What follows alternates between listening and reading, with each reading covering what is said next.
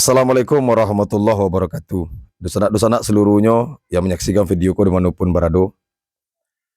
Video ko ambo tujukan adalah sekedar untuk pertimbangan kepada para pengulu nenek mama di Minangkabau untuk mengambil sebuah keputusan untuk anak kemenakan gitu.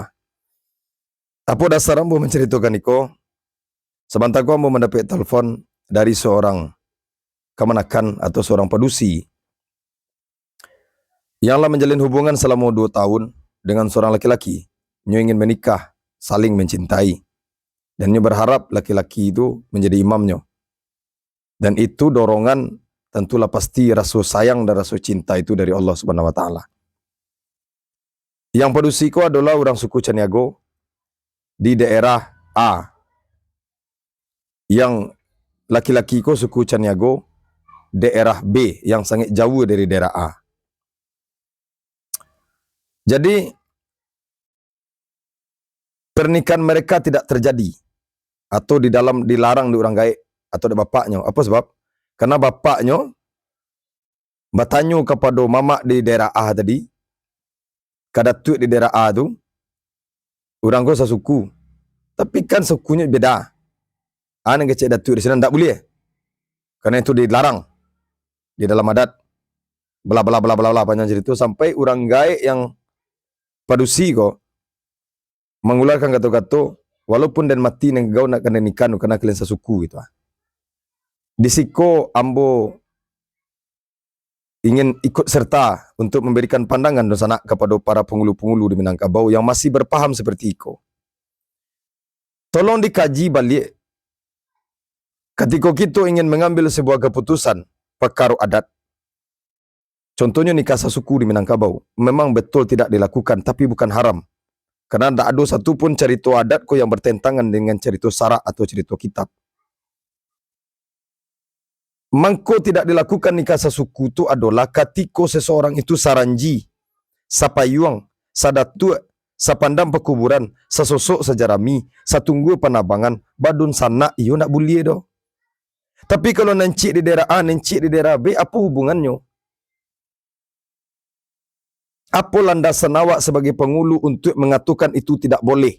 Tak boleh. Apa landasan awak sebagai seorang pengulu datuk?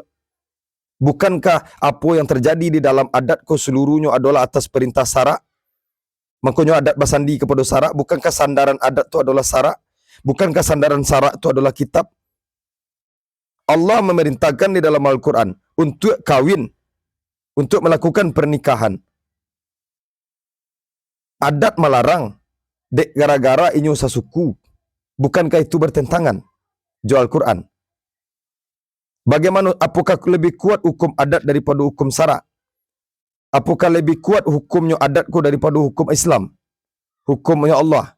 Begitu. Ketika seseorang tu tidak sadatuik sapayuang saranji satunggu penabangan, apa larangan awak dasar awak untuk melarang itu? Aku kekeliruan para datuk-datuk nenek mama yang masih berpaham nikah sasuku tu dilarang di Minangkabau. Iyo betul. Tapi nikah sasuku yang sebagaimana yang sapayuang saranji setunggu penabangan sesosok sejarami sadatuk tu awak bersana iyo nak do dilakukan orang do. Tapi kalau nencik inyo di Solo umpama nencik di Padang misalnya, bakal awak larang. Apa dasar awak melarang? Berarti lebih kuat hukum adat daripada hukum Islam itu. Allah memerintahkan awak melarang itu. Jadi tolong dijaga perasaan kemenakan. Kini hamba bertanya kepada pengulu-pengulu yang masih berpaham nikah sasuku tu dilarang, tapi nikah sasuku di dalam konteks tidak sedatuk ya. Hamba ingin bertanya, ketika kemenakan kau melakukan perzinahan di setaga awak larang nanti, atau apa awak sebagai bapa ini kau larang anak awak nikah di setaganya sasuku. Lalu berzinanya, awak lagi tanggungjawab. Lebih bertanggungjawab dunia akhirat tak? Mangko hati-hati dalam mengambil keputusan adat.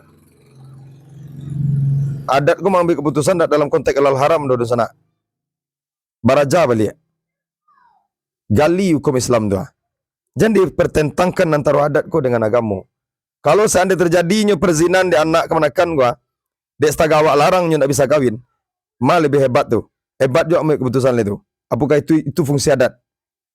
Apakah adat kau mengambil sebuah keputusan untuk mendatangkan mudarat yang lebih gadang? Bukankah adat melarang sesuatu itu untuk menghindarkan mudarat yang lebih gadang? Kini awak larang, awak ambil keputusan beratas nama adat. Tapi yang terjadi dinyo mudarat yang lebih gadang, apakah itu fungsi adat?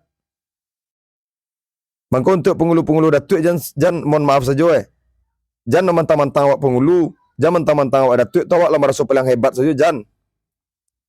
Timbang dulu akan ambil keputusan go di manapun saja berada. Timbang dulu. Jangan untuk awak ambil sebuah keputusan lalu terjadi dinyo mudarat yang lebih gadang. Contohnya awak larang kini kemenakan go nikah. Mudarat suatu yang terjadi adalah zinanya. Apakah itu fungsi adat? Tolong dikaji kembali di daerah manapun yang masih ada di Minangkabau yang melarang-larang nikah sasuku, yang lendak sadatuk gua. Kalau sadatuk yo jangan lei. Kau nencik di Padang, nencik di Solo tu mengawal larang. Tolong dikaji kembali di sana. Assalamualaikum warahmatullahi wabarakatuh.